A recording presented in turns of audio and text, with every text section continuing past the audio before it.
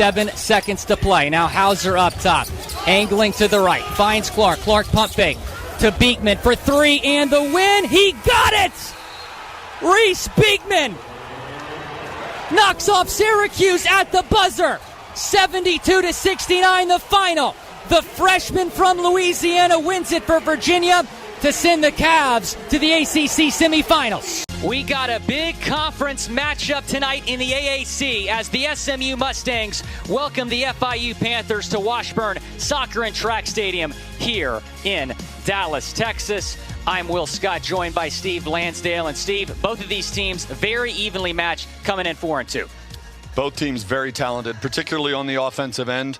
And as you said, this is a critical matchup. I think both teams will get numerous chances on goal, and the winner will come out in a pretty good position in the conference standings as we get into the middle of the conference portion of the season. The Mustangs looking to bounce back after a disappointing start to their conference schedule, a 1-0 loss to Memphis. Who do they have to turn to get this thing back on track? In the words of Heath Ledger, and here we go. Saturday night, Abilene Christian in Texas, ACU the 14th seed out of the East, and this is a good basketball team.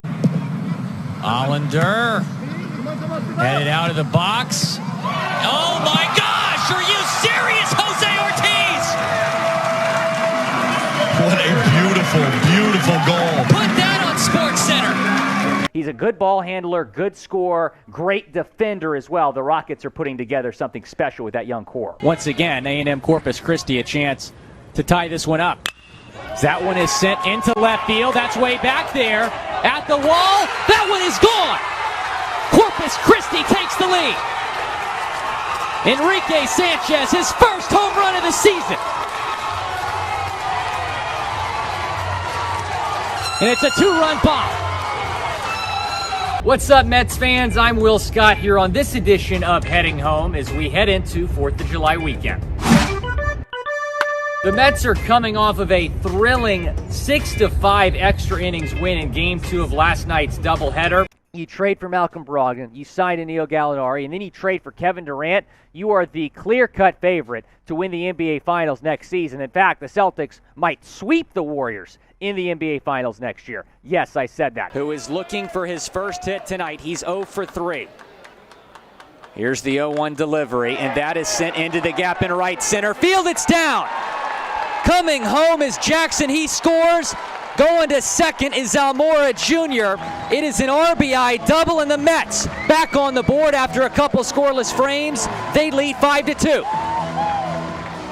What do you think, Will? Yeah, I think it's a solid selection. Cam Daylor-Britt, a very good defensive back out of Nebraska, but you do mention that offensive line. And yes, they did sign Lyle Collins in NFL free agency. They have been one of the big winners of the NFL offseason after their Super Bowl appearance. They've gotten better on that offensive line, but I wouldn't have minded them taking an offensive lineman. In fact, had Ed Ingram still been on the board, I think they might have reunited him with Joe Burrow in Cincinnati.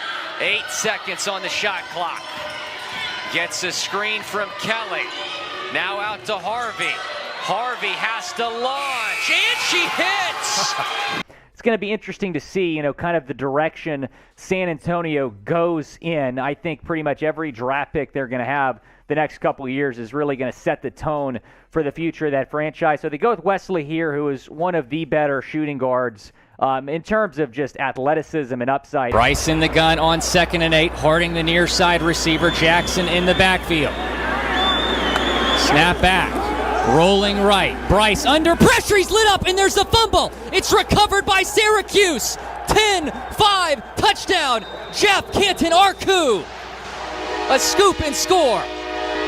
Cam Jonas forced the fumble, and Syracuse goes up 13-10. This is an A-plus pick for me. Luke Fortner is my favorite center prospect behind Tyler Linderbaum in this entire class. In fact, I prefer him over Cam Jurgens, if you can believe that, Tom. I did too. He is very versatile, and he can play really anywhere on the offensive line. Now, he moved to center his, I would say senior year Kentucky, but he had like 3 senior seasons. They're a 6th-year player for the Wildcats. But that's where he was best. Joe Girard at the controls for the Orange.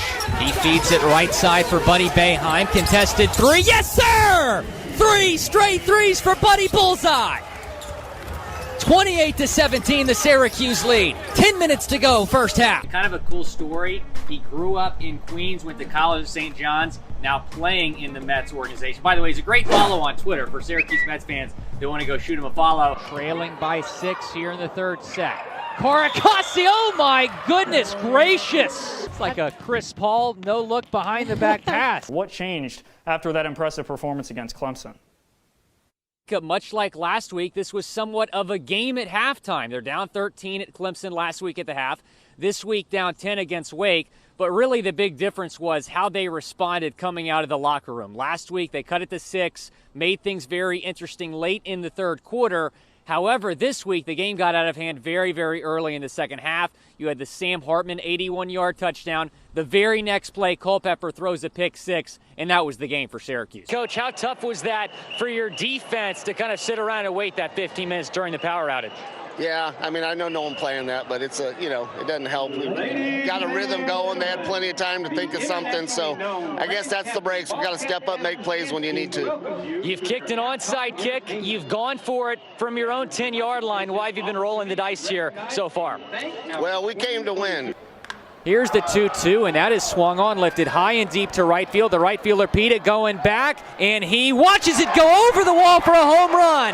Blankenhorn goes deep, a solo shot to give the Mets a 4-0 lead. I think it's going to be tough for the fans, and here's why. It's going to be a short week for the Dolphins after that big win against Buffalo. Not just a short week, but you have to go to Cincinnati on a short week. A road game after a short week makes that even more difficult. Tua is banged up. He got 15 players on the injury report. I'm concerned about Thursday, but at the same time, even if you lose this football game, you start the season 3-1. You had the most difficult stretch out of any team in the league your first 4 games. 3 receivers for Novosad. Alford, the running back, he gives it to Alford. Up the middle goes Alford, and he's got some running room across midfield. Cutting right, Alford 30, 25-20, 15-10, down near the 5-yard line. First and goal, Dripping Springs. Look to set up Franco. Nice dig, free ball for the Orange, and Franco finishes, and she's fired up. Look, I think Carmelo deserves a ring. I want to see him get a ring, and admittedly, I'm a little bit biased. I went to Syracuse University, so of course I'm going to root for Carmelo, but the Celtics can provide him with maybe the best chance he's ever had to win a ring. Last season, he went to L.A. with the expectation that the Lakers were going to be a championship contender. They were far from it. But if he signs with Boston, he's going to be signing with the team that are the betting favorites to win the NBA championship next season.